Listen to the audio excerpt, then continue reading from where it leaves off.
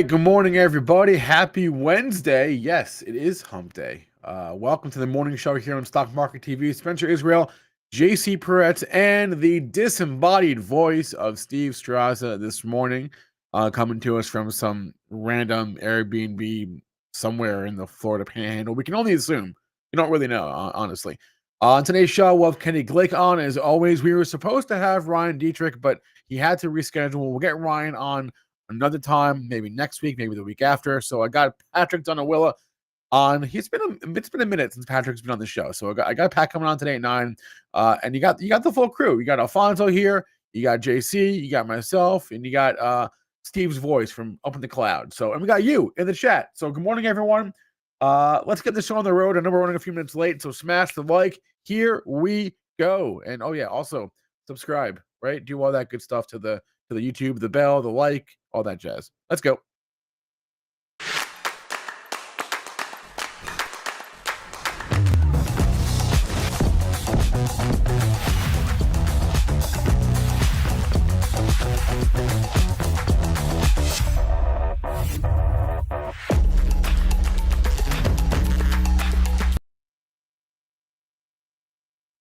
All right, ladies and gents.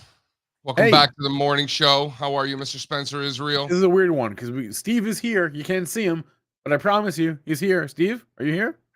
I thought we do that little thing where it like shows my face and then there's like a microphone. It's like all You have official. one of It's those? like, No, I have one for you, JC. I don't have one for Steve. I have to make one. Or I have to have one get made now. Steve, we're not used to this. We're used to JC being the one calling in. You're right, I Spencer. know. You're right. Here, this is what I would do. I would do. Straza's like he's the globetrotter now. I have too many kids to travel as much as I once did, Straza. You know, you're the guy now. It's I'm passing the torch. I'm very excited to be back in my office tomorrow. We're excited to have you back as well. You know, listen, traveling is great. It does make you appreciate your home. As adults, I know when I'm away for a while and I come back, I'm like, man, I really like my house. You want to know something? Yeah. Even the kids too, the 2-year-olds, the 4-year-old. I mean, they're like, oh, nice to be back home. My toys and my dinosaurs and whatnot. Like it's all ages agree. It's nice to be back home. So I couldn't agree more. I am I hit it hard on Monday for this conference call, and I think I overdid it a little bit. I'm still struggling. I'm going to try to make it to 9 o'clock, and then I'm going to hop off. But I did have a few things that I wanted to mention and talk about, particularly with you, Mr. Straza, as we haven't had an opportunity to debate much. Why don't we do a little state of the markets and get into it? Yeah, Please.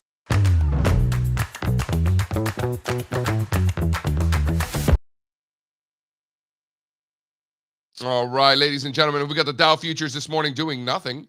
Down 25 points, 42,000, just under 42,800. We got S&P futures not doing anything either. Down 6 handles, 59.50 for S&P futures. NASDAQ 100 futures also doing nothing, down 29 points, 21,003 and a quarter. 30-year bond futures down again. That's the big story here. 30-year bond futures down 0.5%, back under 112 for the first time in quite some time. Crude oil futures up again. Above 64.5, up 0.5%. Copper flat this morning, just under 420. Gold up a quarter, 26.70. Silver flat at $30.70, with the volatility index pushing 19 for the VIX over in funny money land. Bitcoin down another 1,600 points. That's 1.6%. Just above 95,300. Ethereum down almost a full percent, 33.55. Solana back under 200.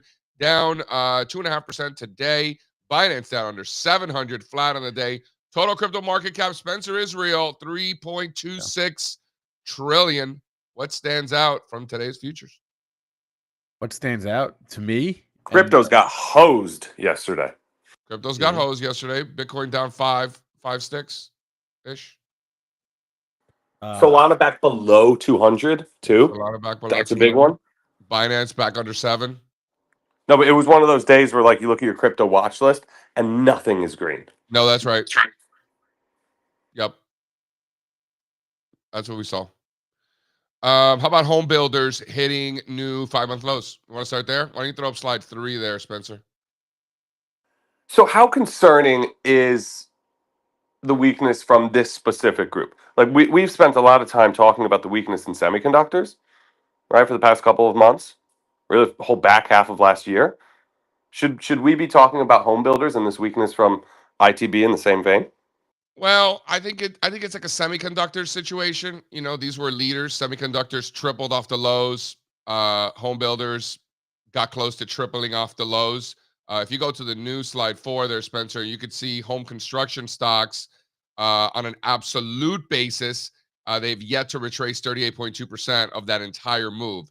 So let's remember, they literally tripled off the lows. I mean, that is some move in a couple of years, but have yet to even retrace 38.2% of that. I think within that range of that high 90s to 130, big range, well deserved after tripling.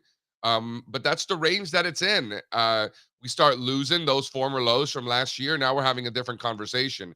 In the meantime, I think that this is just another example of one of these areas that is range bound for the most part. But go back to the other one where you're looking at home construction versus industrials.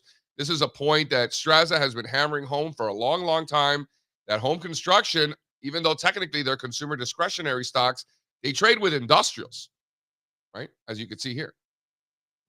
You've been spot on that, Straza. Yeah, these home builders, they look they look more like Caterpillar than John Deere does. Yes. That's right. Yep. I don't know. And then is there a reason for that? Why do This the homies trade like industrials? Why have you always said that? Like what's the big thesis there as to why this is the case? they're building things, That's you I mean, know. talk about keep it simple, stupid, but I mean, You know, yeah. that's right. They build things. No? When I think of the difference between industrials and discretionary, do you know my rule? Do you know my cheat code? What? No. Discretionary stocks, if you're going Oh, to be in yeah. discretionary, your customer is probably the consumer. We talked about this. Yep. Yeah, you're probably selling things to individuals. XLI, industrial stocks, are usually selling their services and products to other businesses. Ooh, I like Yep. that, B2B Straza. versus B2C. It's a good cheat code. Try it. Oh, Try I it. like that. I never heard you say that before. I like Try that. it. Go to the absolute chart there, Spencer, please. So would you agree with me that this is just range bound until anything breaks? Yeah, but I don't like it. I don't like this weakness from home builders. Even though we can Big tie range. this directly to the bond market, I don't think it's good. I think it's no bueno. It's a big range. How It's a big about drawdown. That too. How does this measure to the drawdown off the summer of 2023's highs? tell you right now? So off the summer of the 30%, 23 highs, about 30% each, or is this slightly worse now? Yeah, that uh, little hold Q4 on. I'm more 23 interested in the correction. retracements themselves. Yeah, that's fair. So the retracement from the 23 correction fell below the 38.2%. It was a scoop and score. So in 2023, slightly broke below the summer lows of 23, Yeah, that's right. undercut the 38.2% retracement, and then doubled from there immediately. Cool. So this one is not as severe as that one, at least not yet. It's a good frame to look at. So Straz is looking at that 23 correction there in the middle of that chart. I mean, that was a nasty one too. And then they dug in, and it was like it never happened. I got a chart. How about let's see. How about this one? So, like we talk about here, you can't have a bear market or correction of any kind without the prices of stocks falling. And if you go to slide 5, here we are counting the number of stocks that are falling in price. Obviously, the new 52-week lows list is non-existent. So here we're looking at the new 1-month lows in large caps, mid caps, and small caps. We've yet to see an expansion of stocks making new lows. I think this would be the first indicator of a correction being in place. Like I understand the gossip columnists, about their 10% correction territory and bear market territory. These people are just lying to you. These are just made up numbers. We know, we have the math, right? We've done the work. Clearly they have not. In gossip column writing school, they don't teach that sort of thing. But for us, we're looking at an expansion of new lows. And shout out Ari Wald, friend of the show. during corrections, during bear markets, Ari likes to point out the culprits for that particular cycle. If you go back to the home builders, the culprits for this particular cycle, at least so far, got to be the home builders, right? Nope. Yeah, I think that's fair. Yeah. Yep. So how do you feel about the new 1 month lows? You think this is the first thing that's going to go? Yeah, but you got to see it, and look at the small caps are holding up even better than large and mids. That's interesting.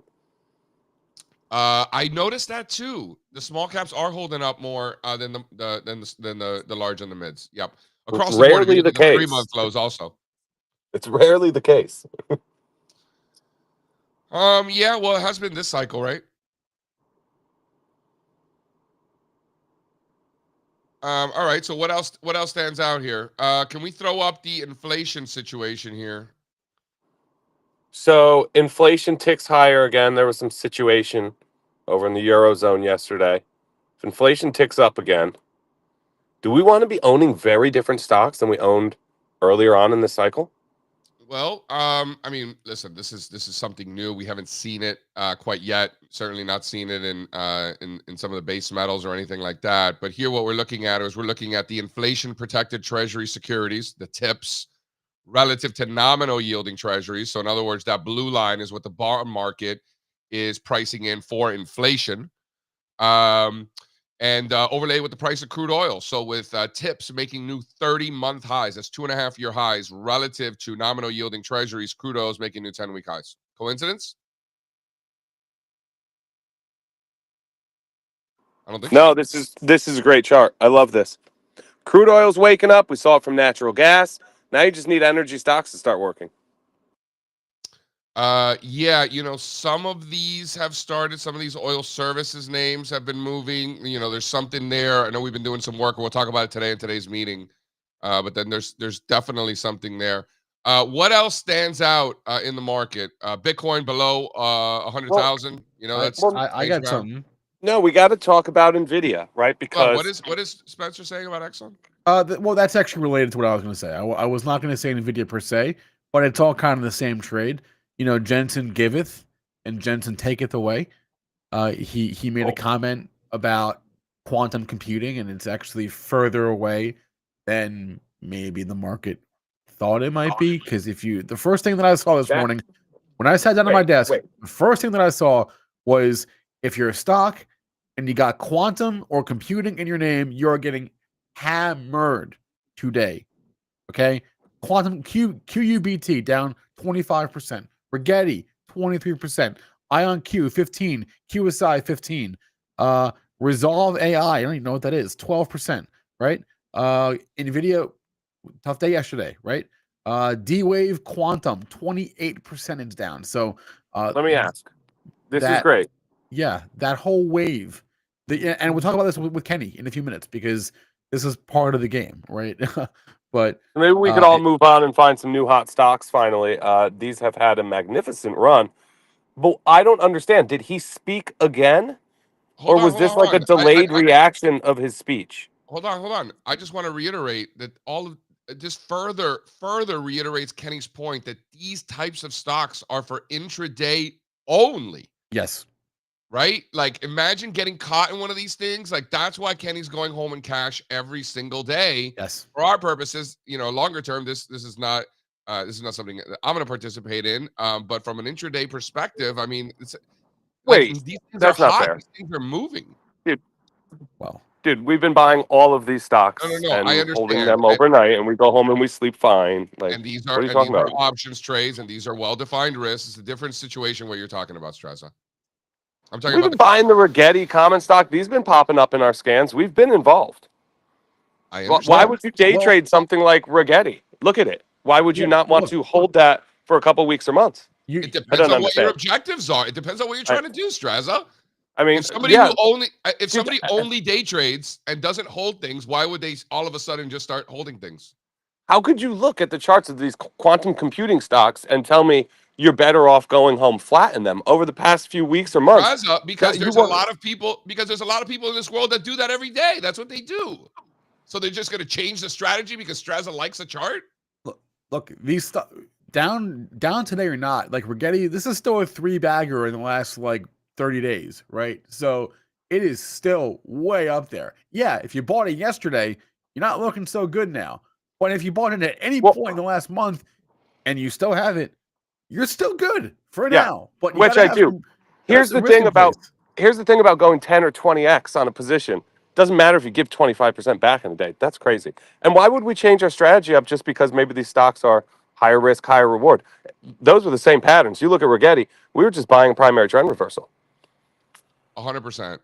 Also, we do change the rules in certain stocks. We have our naughty list, right? We have our naughty list where we don't sell naked puts on a micro strategy, for example, and others like it, right? Double T's That's talking dangerous. about Rigetti. Double T's talking about how Rigetti is trash. Yes, we know. The whole world agrees, by the way. A lot of these things have been trash for a long time. By the way, we've been making a lot of money on these quote unquote trashy names that have been completing bases because these short sellers have overstayed their welcome. The rest of the world agrees. Well, let's be honest. If it wasn't trash, if it was priced as quality, it wouldn't be up 30x right now. You don't get 30x moves unless something's priced like complete and total garbage. Right. And that's why we call them hot stocks. And that's why they're some of the most fun things to trade. So Double T, you're right. And that is why we've been buying them. Yes. Love that hot garbage. Love that hot. Well, there's a time and a place, Straza, right? It's not every cycle. It's not the entire part of every cycle where you want to be buying hot garbage. There's a time to be buying hot garbage and there's a time to not be, right? Absolutely. But it's been the right time for the junky stuff. Especially with these quantum names, space, exploration. Yeah, and one down morning. So, Steve, to answer your question, Jensen was speaking again. This was a separate thing. This was, I guess, like NVIDIA has. Okay. NVIDIA I think they have like an investor day going at the same time as CES. It's kind of. Oh my gosh, that's too much talking. Too much talking. Hey, listen, JC, Jensen, you hear that? He gives the keynote and then goes straight to. Oh wow. That's actually pretty funny then. Look, but the point is, if you're gonna go up 10x in a month, then yeah, there are gonna be days you wake up and you're down 30%. That's going to happen. It's actually already happened.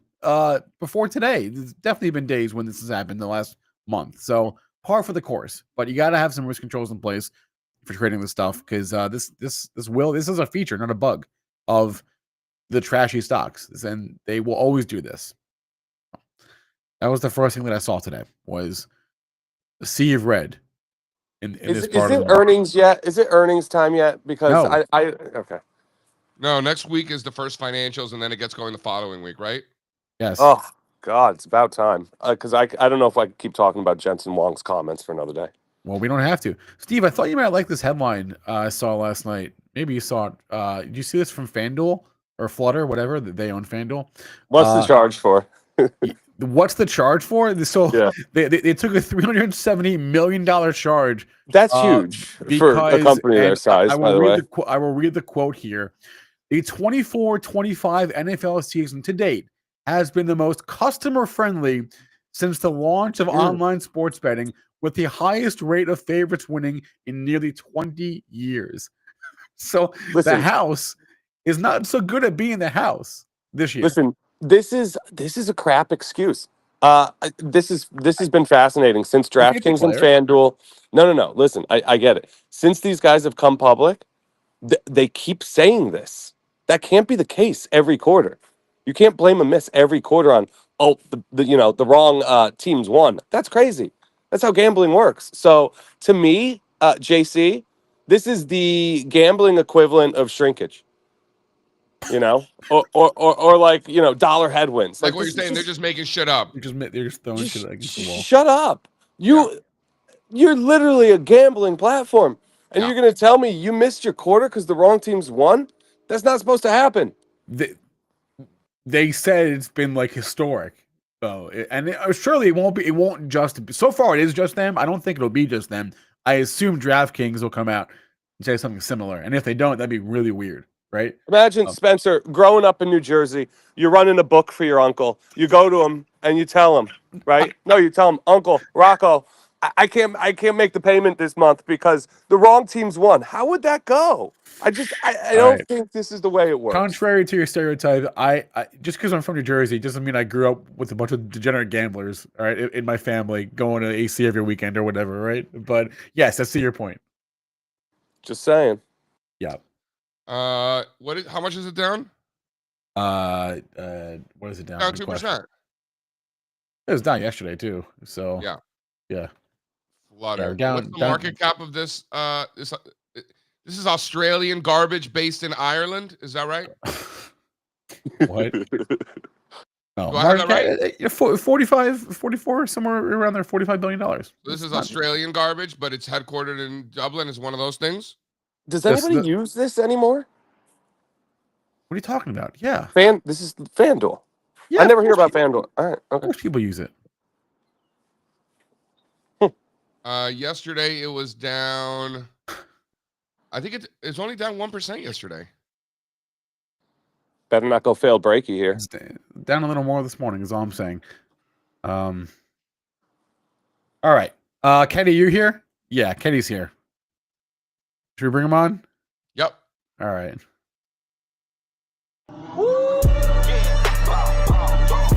It's been a long time coming. They ain't cuffing my clock, they tugging. Putting up numbers, 99 pounds, and I still kept it 100. Hold up. Yeah. Kenny Glick, the grandfather of day trading, just the guy we want to talk to. Wait for it. Wait for it. There's a song every day. Name this tune. Come on. You know it. The Wu-Tang? What? Wait for it. Wait for it. Kind of quiet. You hear that explosion? No, we can barely hear it. Kind of quiet. We're getting down to some Floyd, Kenny. Come on, Okay. y'all. I was way off. Way My off. Wu-Tang. That was hard to hear. Sorry. Deep cut. The stock of the day is VIR. There's always a song. We were playing some Floyd this morning. VIR. Take a look at it. It's in play. Yeah, it's up 40% this morning, Kenny. Hey, 50. Right. Hey, what do you think we're doing already? What do you think? What do you think we're doing over here? I'm banging this thing out since fucking 7:40 this morning. How you doing? What's going on, man? It is it. You know, I got to go back and watch some of the shows that we do together. I don't even know what I'm talking about. We are rip roaring every day. I got to say, I didn't think we'd have this much excitement to start the year, but man, volatility begets excitement. It is a great trading market, my friends. How's everybody doing this morning? Can we talk about days like today for like the quantum stocks, right? That you've been, participating on the upside the last month or more, crushing it on the upside. You wake up today, and granted, I know you're not long right now. You're not long overnight. At least I don't think you are. But talk about like the risk controls you have in place for mornings like today. Oh, I'll tell you about risk controls. We are not only not in the quantum stocks, but we were shorting them with you guys yesterday. And I was talking about blow off tops and looking for them. So if you guys see my screen, here is the IonQ. I can't see your screen. Oh, God damn it. Let me get that up for you. Hold on a second. Check this out. Bang. So IonQ yesterday, right? Here's the monster chart that we've all been enjoying. But here's yesterday. And this is what you see right now. Again, this is past tense. This is the blow off top. But let me show you what happened intraday yesterday and why we were looking at these things. Again, we were running out of steam. And I think Carvana having that moment was a little warning sign across the bow, and we got to where we go. We got interesting because Carvana is the king of the memes, right? And the Palantir. So the Palantir kind of ran out of steam. Carvana ran out of steam.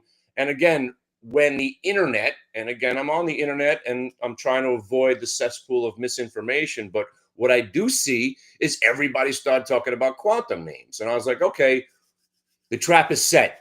Some of these stocks were up 1,100, 1,200, 2,000%. And people are talking about how now's the time to get in. I'm like, ooh, the Kathy Wood moment. Now let's wait for the blow off top. So yesterday I came in short in this IonQ and almost got my head caved in at the beginning of the day. but it presented itself as a short, and I played the fade. Immediately within 2 minutes, I'm covering the stock, saying, hey, I guess the time's not happening. And this is why VWAP, as a validation of your idea, is so key. So I came in looking to short some quantum names yesterday, but for 10 or 15 minutes, I was dead wrong. Then I was right, because when they roll over, the faux show bro on the downside, it's the same as the blow off top. But I want to show you guys a neat trick, okay? So a lot of people don't see they don't see the short trades as well as they do the long trades. So if you want to see it, flip the chart over for a second. Put a minus sign in front of ION Q, right? And that flips the chart over. There's the faux show bro. Wouldn't you buy this stock right here when it broke down, breaks back above VWAP and starts to trend? Of course you would. It's the same thing when you flip it over. So when you see a stock break a new high, and I was short, and it was a great idea to cover and go long at prior day VWAP, but when it rolled over and broke back below where it came from, that was it. That was your sign that said, hey, something's wrong today. Let's possibly short these stocks. If not, just get out of them. And then the follow through, the bastards, most of the move happened in the aftermarket, but we got the tip off from the pre-market from that morning session to get out of these names. And again, sadly, we didn't sell some of the ones that were in, but the Lunars, we crushed the stock to pay for all the call spreads that were in, Lunar, SOUN. So right now, as I've been suggesting, if anybody wanted to hang on to these stocks, a lot of them have options. So we've been buying the higher strikes and cashing out of the lower strikes. So now when they've blown their top off, we're only exposed to a couple of bucks on the Lunar and the Sound and the Rigatonis, because we're all, we've been Smart into the higher strikes. So now, yeah, the January call spread for Rigatoni, it's gone. I mean, the Sound, we had a 2025. It's over. But we were trading those with the profits that we make intraday, which is where that's basically the moral of my whole career. smart, man. Today to use that money for the trades that we're holding on to. You're ahead of the game. So it's been a fun ride. Now the question is, do these stocks find bottoms? I'm going to go back to the Andy Dufresne breakout prices, and I'm going to start looking for some reasons to buy. But I like selling. I like when the bleeding begins, because it usually gets worse before it gets better. So let them bleed, and let's see what happens. We'll pick up the scraps in a couple of days, or maybe today. Again, here's some of the ones, the popular ones. Here's your Rigatoni for today. Let me just show you on today's chart. It's trying, but it keeps failing. So this is Andy Dufresne-ish. Yes. Well, now you're setting up for today, right? Now that they've crashed, and if they stay under the VWAP and break back over them, that's when we get involved. So you can't have the Andy Dufresne without a severe sell-off correction as a prerequisite, right? You got it. But the best part about it is that you might not want to go on the first day. You want it to Andy Dufresne for real, and that's when it sputters out.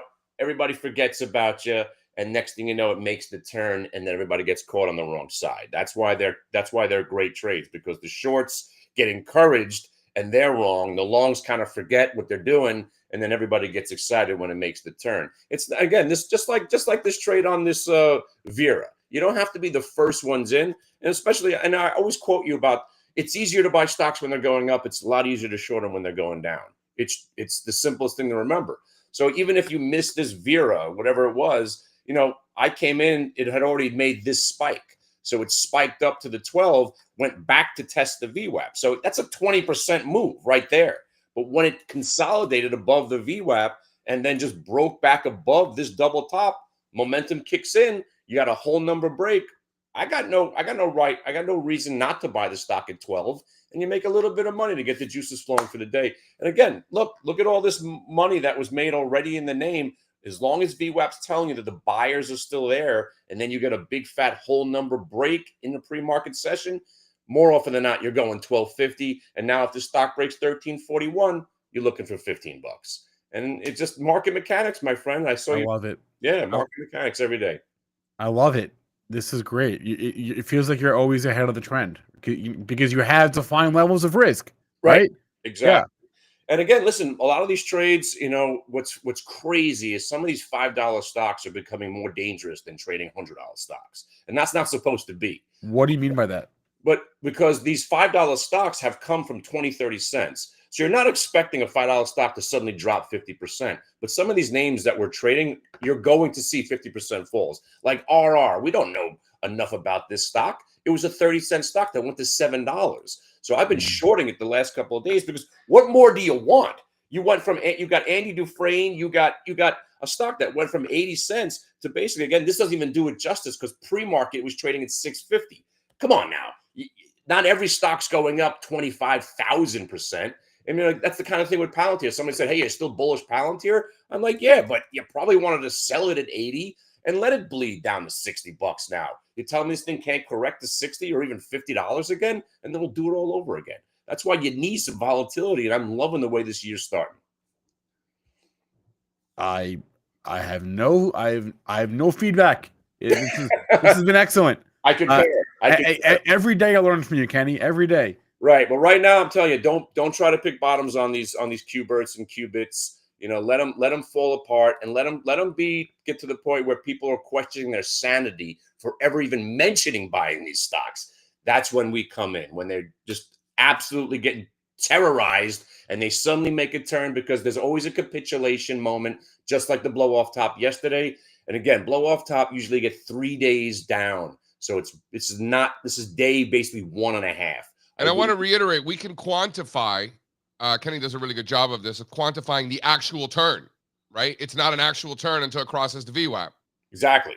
And then we're looking at multiple time frame VWAPs. So then if you get a 1 minute and a multi-day VWAP break on these names, you know the trend is now changing. The shorts will be overstaying their welcome like they always do. And some of these names will be rocketing right back up. But now let them all chop up. Let somebody else get in the way. Let somebody else try to figure out where the bottom is. The bottom will find itself, and then we come in. All right. Hitthebid.com. Kenny crushing it. I have to, confession time, Kenny, I didn't even know that you could do the inverted chart thing just by adding a minus sign. Yeah, it's pretty cool. That's news to me. Yeah, I learned something new today. I learned something new about 6 months ago from Solid. Yeah. He does all these tricks. By the way, speaking of bookies, I had a Joey and a Jimmy. Those are my guys, and they sold fireworks. And no, you could not call Jimmy in the middle of the game and ask them to hedge your bet. That's why I love DraftKings. I mean, I don't know how these people don't make money, but yeah, bookies. Oh man, DraftKings is the way to go. I don't know about FanDuel, but DraftKings. Dude, I saw a bit last night. Bill Burr talking about how Goodfellas is a comedy. And he was just going like scene by scene, like pointing out all the most hilarious parts that are like underratedly hilarious. It's fantastic. Look it up on YouTube. Bill Burr about Goodfellas. And you got me thinking with the Tommies and the Jimmies and the, you know. Oh, you know, if you watch The Sopranos now, it is pretty funny. You know, I'm doing it. For the first time. I'm on season 2. Oh, I don't want to ruin it for you, but when you watch it for the Please. first time, when you watch it second, third time, it's kind of funny. I mean, it's more funny than serious. It's kind of ridiculous in a way, but I love that show. And speaking of ridiculous, so I'll tell you about the show that I'm hopefully going to be in this summer. So I'm in a gangster flick. So all right, are you? Yeah, because you look so gangster, bro. Yeah. Oh, you got to see the pictures, man. I had a gold chain, a pinky ring. Yeah, it's pretty awesome. If you guys want to watch a fun show, it's about where I grew up, Gravesend, Sheepshead Bay. Is a show called Gravesend. It's on Amazon Prime. It's basically the story of me in 1987, and a couple of guys I know filmed it, and Amanda Santi's in it, Chaz Palminteri, Dice Clay's in it. So season 3 is coming out. Oh, bada bing, bada boom. I got a pinky ring, so if you want to go check out, if you guys got some time, and plus, by the way, drink before you watch it. It's a lot funnier if you drink, and if you're from Brooklyn, you'll love it. I mean, all right, Kenny, we won't see you tomorrow. Market's closed. Don't forget about that. We'll catch you on Friday, right? Right on, man. Yeah, if you guys are around, I might launch the room anyway if you got nothing to do in the morning. All right. I got nowhere to be. I got nowhere else to go. Yeah, too cold for pickleball. All right, see you, Kenny. All right, guys, I'm out too. I made it this far. I'm gonna go do some hedging, some hedging trades. I'm gonna do some hedging trades. Adios, guys. Love you guys. Is that a euphemism? I don't even know what that means. I don't know what he's talking about. I know he's not placing trades at 9:09 in the morning, so I don't know. Nope. I don't actually know what that means. Nope. I think that means something else, but oh, he's saying that's from a commercial. Sorry, that went over my head. All right. We're supposed to have Patrick. Is Patrick here? Patrick is not here. Weren't those interactive brokers commercials? Like the really serious ones? That's funny if that's what he's referring to. Wait, the ones with It'd be like what? a lady out to like a nice dinner, like on a date, and is like, yes, hold yes. on, I gotta check the futures. Oh, what are you doing? I'm just hedging. No, I like the ones with the mom at the dinner table, and I think it's for TD Ameritrade / Charles Schwab, and she's become like a degenerate she's trading at the table. Those are my favorites. You know, some of the best, all-time best commercials have been brought to us by these brokers. Yeah, the E-Trade baby, iconic. Never forget E-Trade. I mean, Iconic. those were the best. Yeah.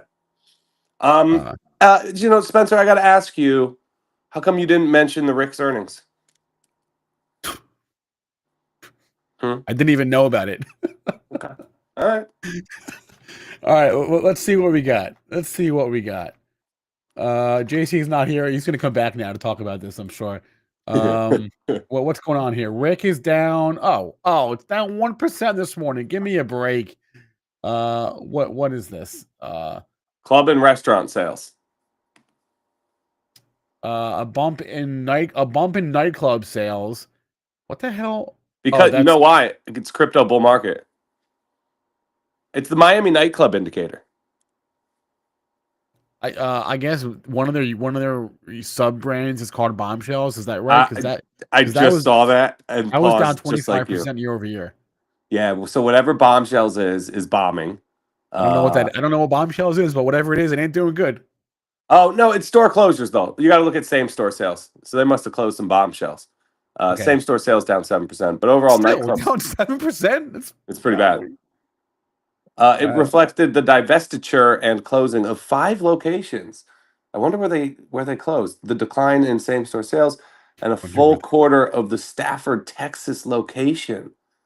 All right, shout out Stafford, Texas. I don't even know where that is. A lot of these are in Texas, it seems. Talking a lot of Texas talk on here. Doesn't that speak more to the oil market?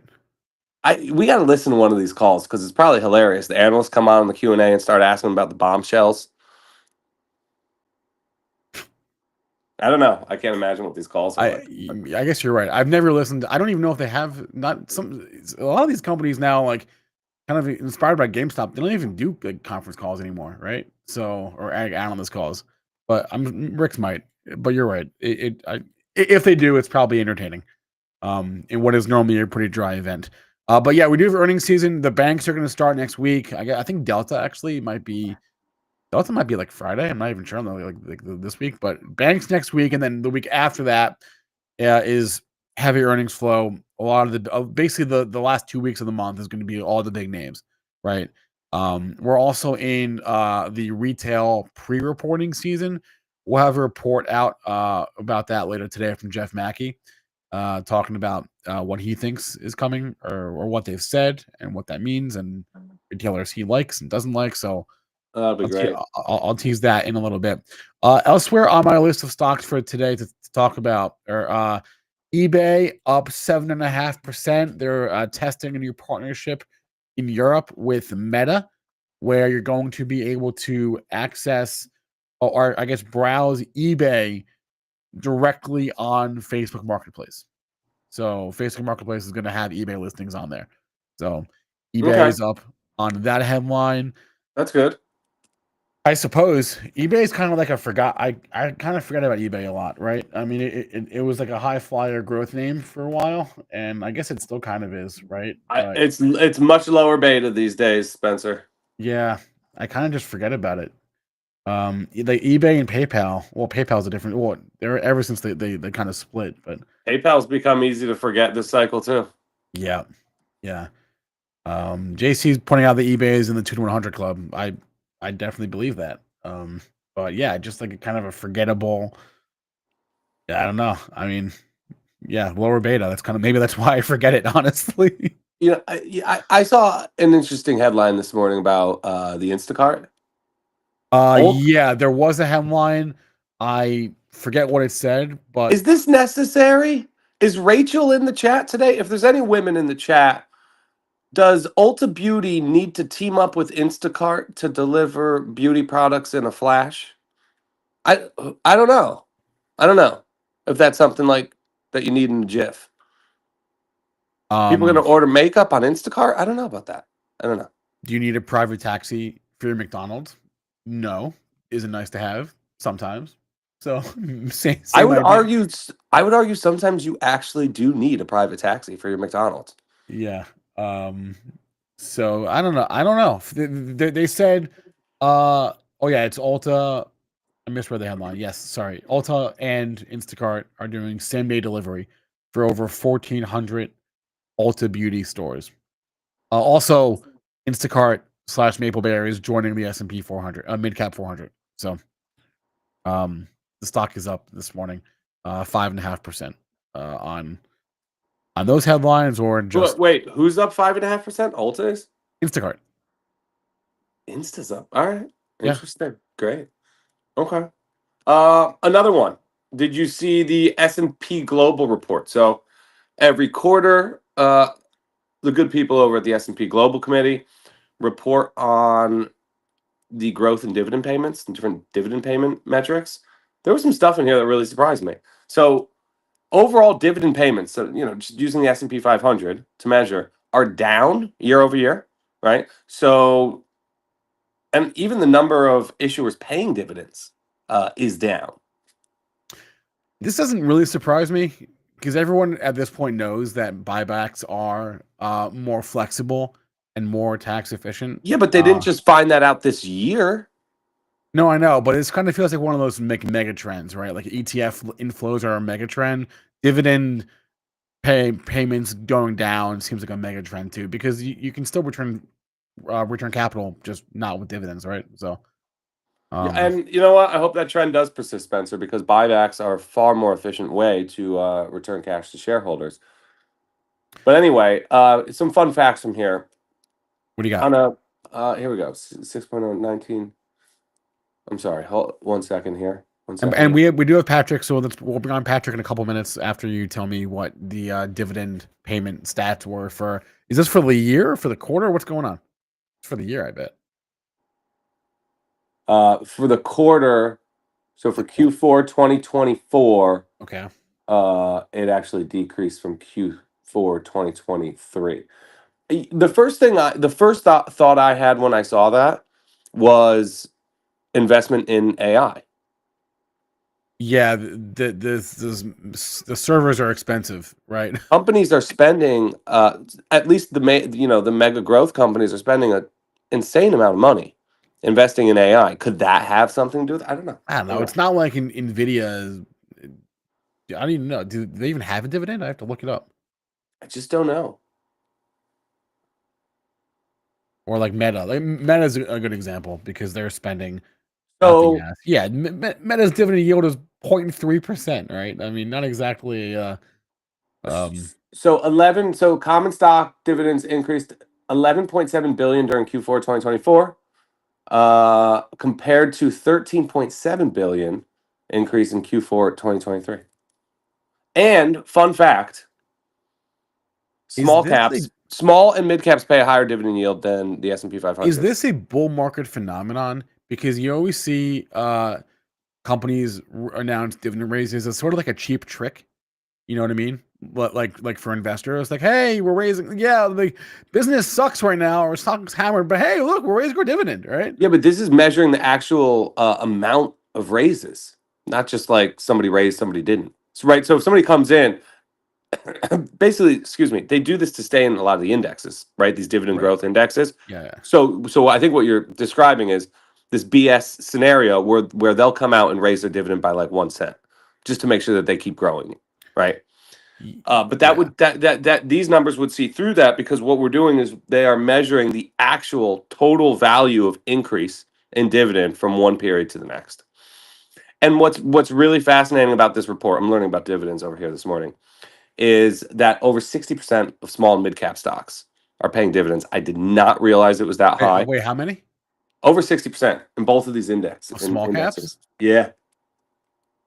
I don't know what I would have thought, but 66% of S&P Midcap 400 issues pay a dividend, and that's down from 66.6%. S&P and then 57.6% of S&P Small Cap 600 issues pay dividend. I would have guessed 40. I would have guessed a much lower Is number. the number smaller for large caps? No, 80% of the S&P 500. And then, all right, here's a fun one for you. 28 of the 30 constituents of the Dow Jones pay a dividend. Can you name the 2 that do not? Whoa. I believe, and I'm double checking because I Pat, knew help me them out here. both. I knew them both. I'm just going to say I knew them both, so I wish that I was asked the question. Let's Pat, give help you me out. clues. 2 Let's in give the you 30. clues. Let's give you clues. They're both new additions. Oh shit, I got one wrong actually. New additions. New is new like a relative term, like new in the last few years, or like new, like the Salesforce pay dividend? They pay a tiny one, but I thought that they would be one. So okay, now I'm wrong. Amazon. Yeah, shit. You're right. Amazon. Good call. That's the easy one. Amazon, right? I didn't realize Amgen pays a huge dividend too. Wow. Is Amazon one of them? Yes. Okay, that was the easy one. I should have got that. But then who's the other one? I don't know who the other one is. I'm bringing on Patrick to help us out here. I'm bringing. He might Patrick. know. Yeah.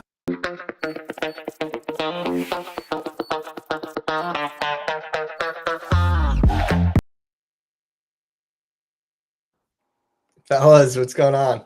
Pat, who's the other Dow component besides Amazon that does not pay a dividend?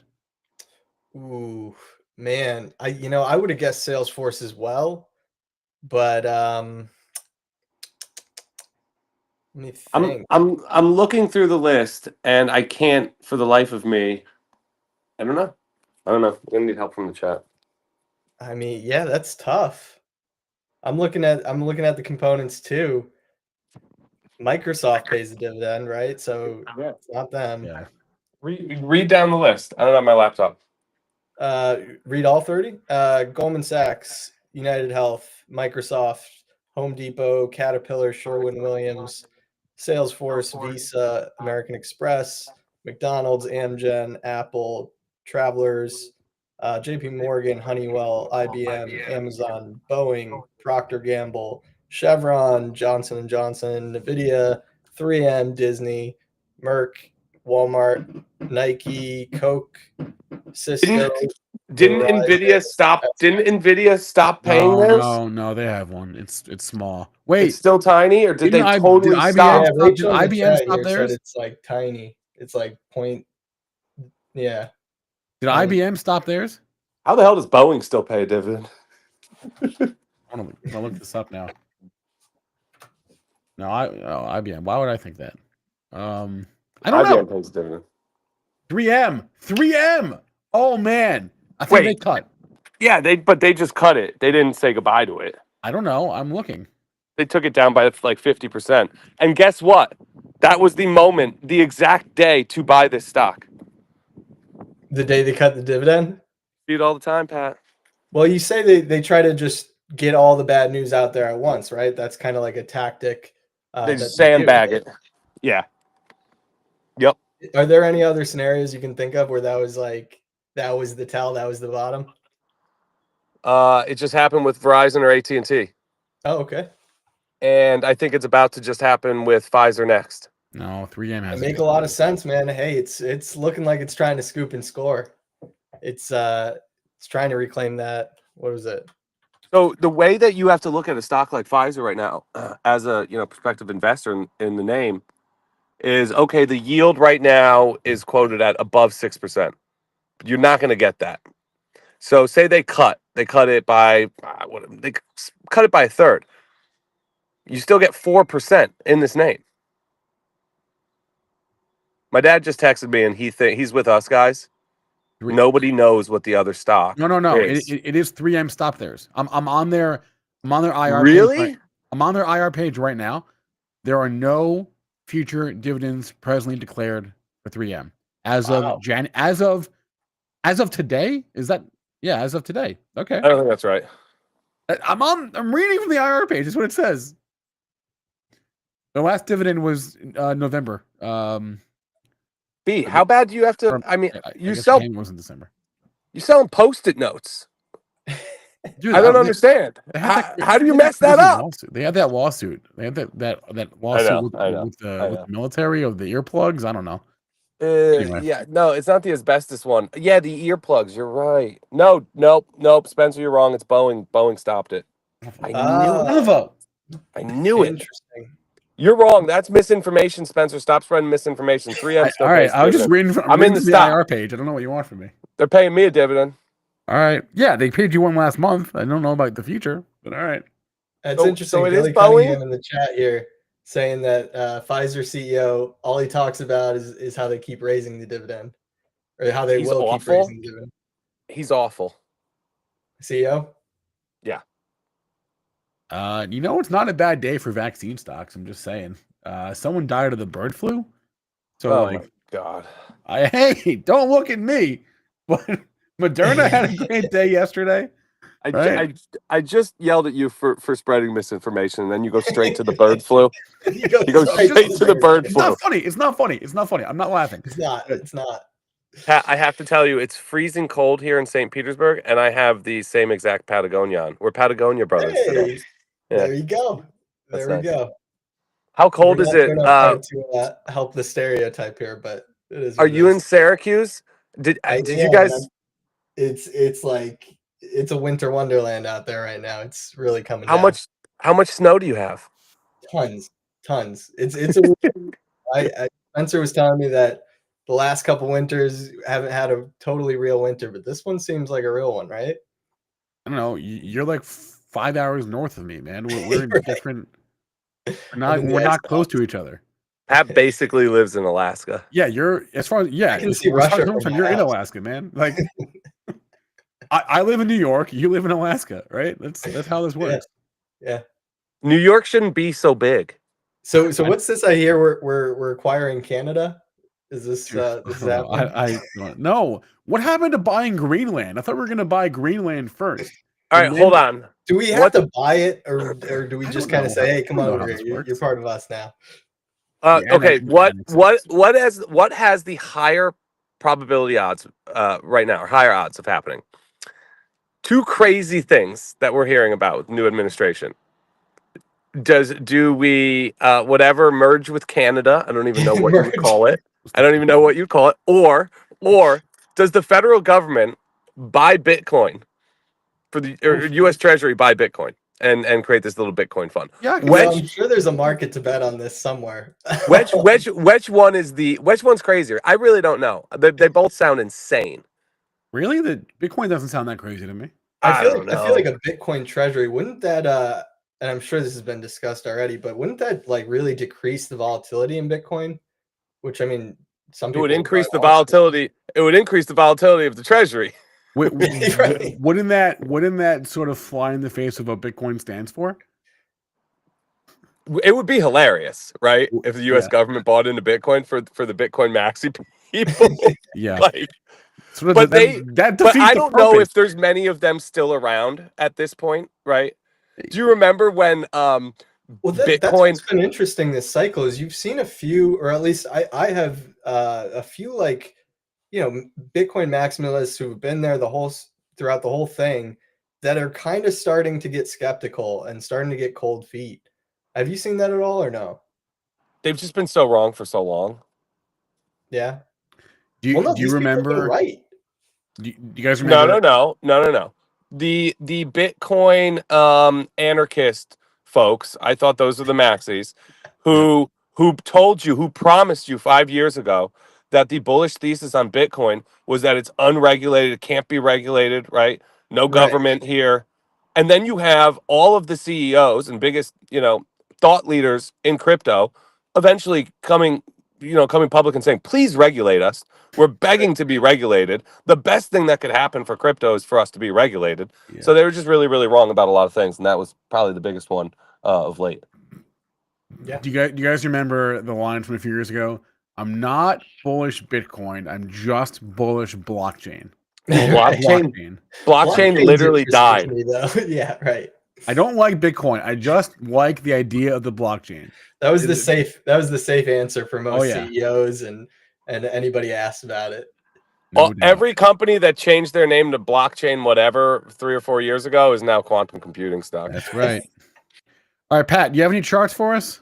I got some. Yeah, I stuck it at the end of the deck there. Oh, you did? Great. What do we got? What is this? Where? Where are we? Oh, wait. Very end of the deck. The end of the deck. Yeah. Like, what slide are we talking about here? Slide 40. 40. Oh, you went way to the end. Okay. Yeah, way to Got the it. end. But yeah, I mean, starting with NVIDIA there, you got the breakout. It ran both sides of the tape. You broke out on Monday, all-time high.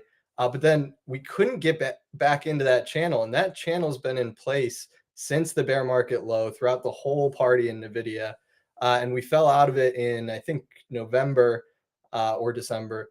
And then now it's acting as resistance. So don't love that. But Broadcom had a very similar thing going on where it fell out of the channel. And then when it reclaimed it, it was just off to the races. So, I mean, if NVIDIA did the same, that would be insane. I mean, that would be probably bring it to a $5 trillion market cap. Obviously, it would be very bullish for the indices, especially now that the Dow's in there. But really nasty rejection there. And it's just hanging out at that post-election VWAP. And you got Apple, if you go to the next or 2 slides down, Apple hanging out right near that election VWAP too. So, I mean, the 2 largest stocks are just kind of at this point where it would make a lot of sense for them to stand up here, but they got to do it. I think, as bearish as that reversal was yesterday, maybe it got a little too much to the downside. It seemed like, the bulls took all the victory laps on Monday, and then bears were really out taking victory laps yesterday too. So I think, the safe thing for NVIDIA is probably just further chop. But I'd really like to see it re-enter that channel. I don't know if you'll get it. But watching those post-election VWAPs on some of those mega caps, I think is pretty important here.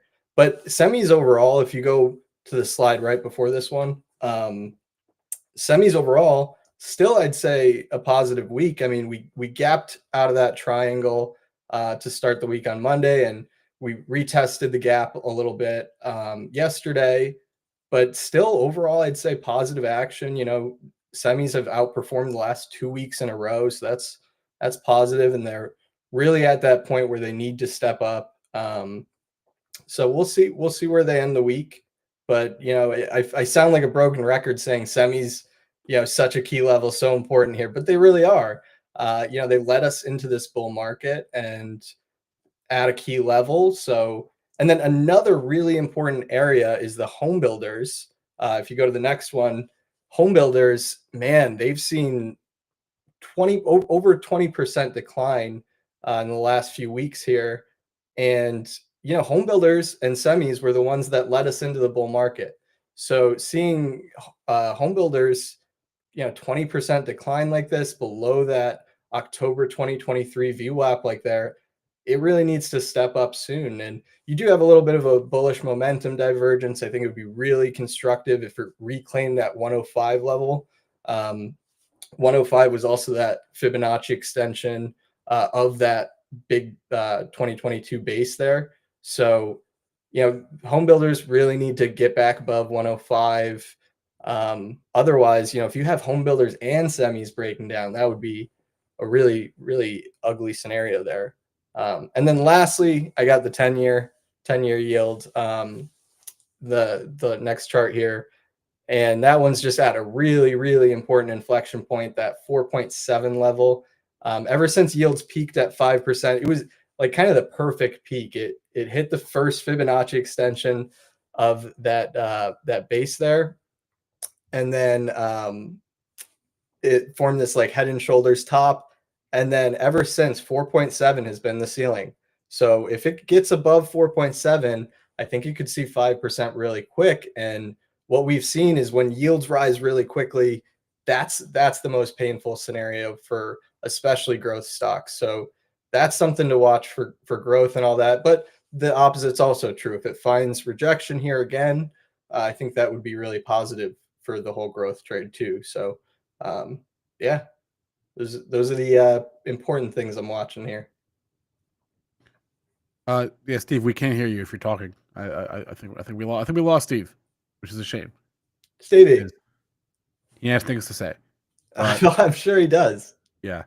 Oh, I hit the wrong button. You hear me now? There we go. Yes. Yeah. You know, Pat, they say you can't have a bull market party without the chips, but don't you really need the homies there too? You need the homies. You need the homies and the chips. Otherwise, what's the party without the homies, right? I think you're right. And Steve, has that been a rates thing? I mean, I gotta imagine though, because you're seeing it Yeah. in real estate, right? Real estate just can't get off the map because rates just keep rising. So, is that the same headwind for home builders? I think so. And I think it's that situation of level being more important than trend, right? Because it's not that rates weren't rising and home builders were doing fine, right? We saw that. Home builders were working with rising rates in 2023. But now all of a sudden it's like it matters. You're So- saying there's like a threshold for rates. Yeah, there's like a level where the market starts saying, no, that's not cool up here, too high. Yeah. because the relationship there has been really strong. So I think yes, I think this is mostly bond market. It doesn't change the fact that they're getting crushed though. Yeah. Josh made a good point. Too many homies at the party, and the ratio becomes unfavorable. Let's bring the ratio back. We have Mary here. Should we get her on? Yeah. We hadn't had Mary on in a couple weeks because we've had holidays the last 2 Wednesdays. So let's see what she's up to.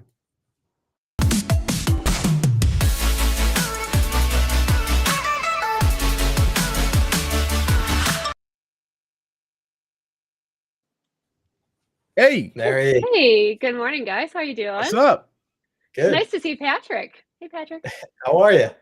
I'm Happy doing New well, Year. thank you. Happy. Is New it Year to too you. late to It's too late. No, you it's too can't late, say it. Yeah, you had until Friday. It's over. I take it back. I Take hope it you have a back. horrible New Year. Say, I hope you had a happy holidays. That's what you say. Oh. That's what you say. I hope you had a happy Anyway. holiday. Anyway, Mary, what's new? Yeah. Just kind of getting back in the groove of things. So yeah, we had the holidays, and so I had my 3 children, lovely children, home for 2 weeks, and so there's a lot going on in my family in December. We've got a couple of birthdays, we've got Christmas, I've got an anniversary.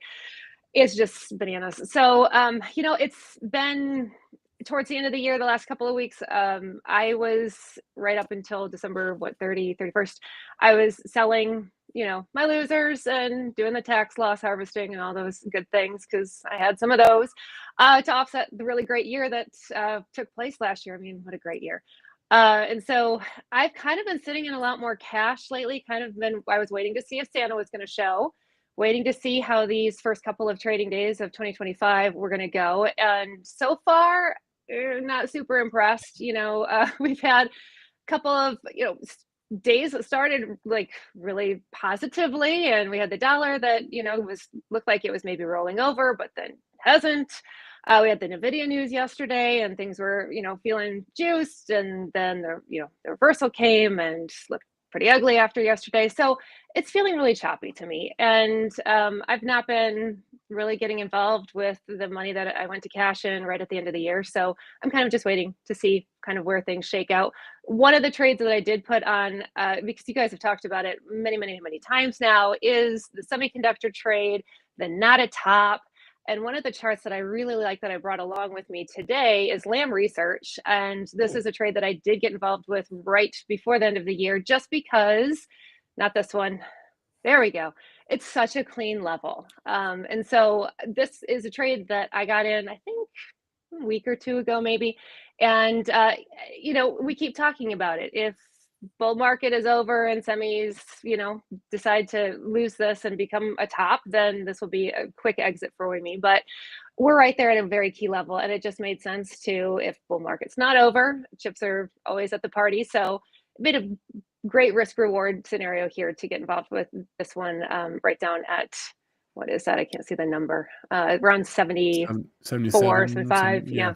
Somewhere in there. Yeah. This is a really clean one. And Mary, I'm glad you brought this because there's a lot of semis out there that are stepping up while Nvidia's, having its little moment and trying to figure things out. Micron had a really nice move earlier this week. And a few other Taiwan Semi, TSM, also breaking out of a really nice consolidation. So there's these semis that don't get talked about as much, but they're still really big and really important to the broader semi indexes. And like Lam Research, I'm not sure how big of a component it is, but it's a bigger one. And the fact that it is holding up, I think that's important too. NVIDIA had one down day. NVIDIA was down for one day. Okay? After That was its little moment. Nice day, right? After rallying 11% in 3 days, right? That's enough for everyone to run for the hills. Yeah. I mean, look, it was a pretty nasty candle, wasn't it? It was a bad candle. Yeah, let's be honest. It's brutal. So another thing that I like to do is, when I'm just kind of scanning through charts, I kind of go through some sectors that especially have my attention, and I'll just scan close proximity to 52-week highs. So that led me to this, what's the name of it? Advanced Energy Industries. That was the first chart that actually went up, AEIS. So here's one, I'm not involved, but it's one that's on my radar. I've got an alert set. Just if we clear this level and we get above that let's say 121-ish, 122-ish, that's a breakout in the works. And so I'm kind of watching to see how this one, interacts with this level, if we get another pullback and put in another higher low, or if we get some momentum through and some strength through and we push through it, then I'll be getting involved in this one. But what was ironic was this was on a list that I have as I was kind of going through my trade ideas or, watch list. And then this was also mentioned on our All-Star Charts premium conference call on Monday night as a trade idea as well. So I love when I'm looking through things and have things on my list, and then all of a sudden it pops on one of our scans, or gets mentioned here on the show, or it's just kind of that further confirmation that you're doing something right. So yeah, this is a really, really nice looking setup. Yeah, it's a nice base. Another really clean looking chart that it's going to be very clear if we're right or if it just needs more time. I love any trade setup where it's super obvious when you're right or when you're wrong. Right. Exactly. Like if you have a very obvious out, even if that ends up being what happens and start a loss, I love that. I love knowing that you had a clear level and you stuck to it. Right. Yep, 100%. And it looks like it's tried this one so many times and it just hasn't gotten it done. So the more times it's tested, I think it looks ready. Yep, just have to break through that overhead supply. All right, one more. I brought Tesla along. This isn't a clean level. That's another. What's that? This level is not as clean.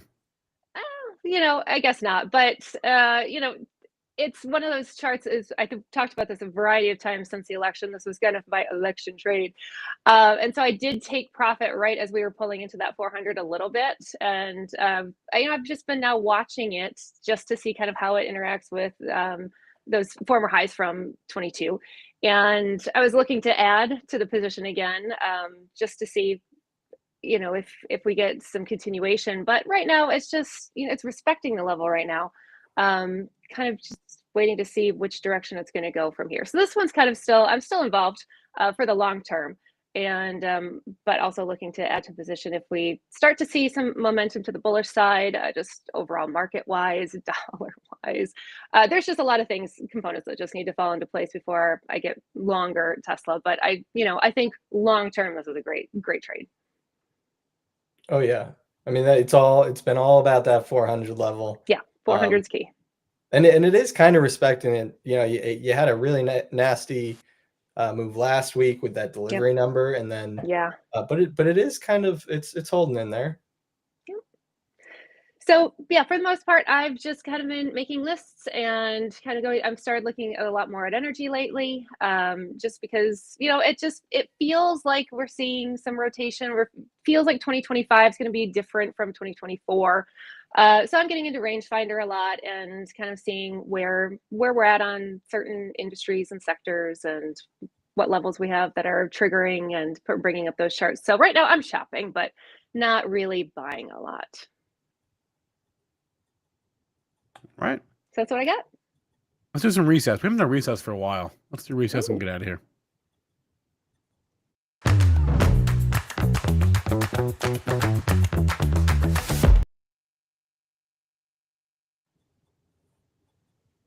Mary, why don't you? I'm trying to get this poll going in the chat, and I can't figure it out. So, Mary, why don't you start? Sure. Yep. So I brought a picture along with me because this was just humorous in my house. So it was Christmas. It was a kid's birthday. My son desperately wanted a hoverboard. And so we got the hoverboard. And of course, me being me, I had to try it. Okay. So I was able to get on the thing. I still, don't have any broken bones, but this thing, I'm not going to joke. Like, this was a trick to get on because I actually kind of poised myself right up against the counter that's right there and was holding onto the counter so that I could get on this thing. I kind of jumped. And then like the balance is really weird, but it only took maybe about 30 seconds, maybe a minute to kind of stabilize. And then I was rolling around the kitchen and doing circles. It was actually a ton of fun. Nobody's broken an arm yet? No one's broken an arm yet. So I was feeling pretty good about myself at my age and being able to get on one of these hoverboards and, troll around back and forth around the kitchen. So my kids were like on the floor laughing because I was screaming. I have a video, but I decided not to share that. Can I ask a question? It's going to be way too embarrassing. I've seen these before. What do you use them for? Like, what is the purpose of this? Is it just to have fun? Yeah, it's just to have fun. Like there are the motorized scooters and, but yeah, this is just more entertaining. I don't know. He wanted a hoverboard. I don't exactly understand it, but yeah, they just troll around the neighborhood instead of biking. Cool. Or scootering. They ride this like they're. It's a brave new world, I guess. Cool. All right, my recess. Maybe we may have talked about this like a while back, like a year ago, but I was talking about it again last night. I want to do a survey quickly in the chat. Do you drink milk by itself? Because I drink milk basically every single day of my life, just straight out of the carton, right? And I love milk, but apparently I'm in the minority. Most people I know don't drink milk. They just don't drink milk. They don't like milk. And I didn't know this until like somewhat recently, that apparently people just like adults don't like milk. So I think that's weird. They think that I'm weird for drinking milk. So do you guys drink milk is my question. I mean, I grew up like drinking like a glass of milk with every dinner at least, but you don't drink milk anymore. I mean, I don't just go for a glass of milk, but I do put it in smoothies. Okay, yeah, I try to have no, that's fine. Smoothies, cereal, yeah, whatever. I mean, like just straight milk. I don't usually every once in a while, but not usually. Not a once a nighter like you, Mary. I mean, you're talking to a Midwesterner. I mean, Wisconsin's right across the lake. So I also grew up on, you had a glass of milk with dinner. And I think a lot of people, especially in my region, do just for the protein, calcium. Calcium is super important, all that kind of stuff. But I've kind of gotten away from it. I feel like there's a lot of allergies associated with milk, and my kids really don't like it. Some of them even, one of them says that it hurts their stomach. So we drink a lot more water, and I think water's so important. So we've kind of raised our kids drinking a lot more water than milk because they eat a ton of cheese. So they're getting a ton of protein and calcium. Everybody drank milk, and then one day I woke up, and then no one drank milk anymore, and I'm like the last person drinking milk. That's what I feel like. You remember all the Got Milk ads when we were kids? Yeah. Yeah, maybe they got me. I don't know. I just like milk. What can I say? But I think my friends are like gaslighting me. Like I'm the weird one for drinking milk as an adult. But like, I don't know. And I don't, I don't really like the other stuff like the oat milk and the almond milk and the whatever soy milk. I like regular old straight milk. Remember the chat. The chat's right though with the cookies. Like if I have if I make a chocolate chip cookie, oh man, I'm going to get some milk. Or we had some Oreos around the house during the holidays, and I was dipping those in milk and then drinking the milk. So the cookies definitely need milk. Yeah, I'm basically incapable of having anything sweet without milk. If I do, it's like a disaster, right? Like I gotta have it. Gotta have milk. So yeah, chat is 55% no, 37% yes. 8% they drink or 10% they drink a milk alternative. So okay, all right, that's interesting. I hadn't thought about that in a while. Yeah. All right, that was my recess. Steve, you have anything? Where are you, Steve? Where in the world are you? Do we know? Is Steve here? I don't know. I think he made it back to Florida. Yeah, we know that much. We know he's in the Panhandle somewhere, but Florida's a really, really big state. It sure So is. We missed an opportunity here. Like, where in the world is Steve Straza? And each day putting No. him on the map Yeah. as he travels. Mary, we are so ready to be home. This road trip has taken so much longer than we originally planned, but that's what we wanted to do. We were like, let's just have fun, kind of see where it takes us. And now we've been on the road for like 3 weeks, and we just need our house back. But we're in St. Petersburg. I don't know if I'm in Clearwater or St. Pete's, but we're about 6 hours from home. So today is the day. you'll make Today's the it. day. Sleep in Today's your the own day. bed tonight. You'll make Yeah. it. All right. Let's wrap it up here. Thanks, Pat, for hanging out. It's been a while.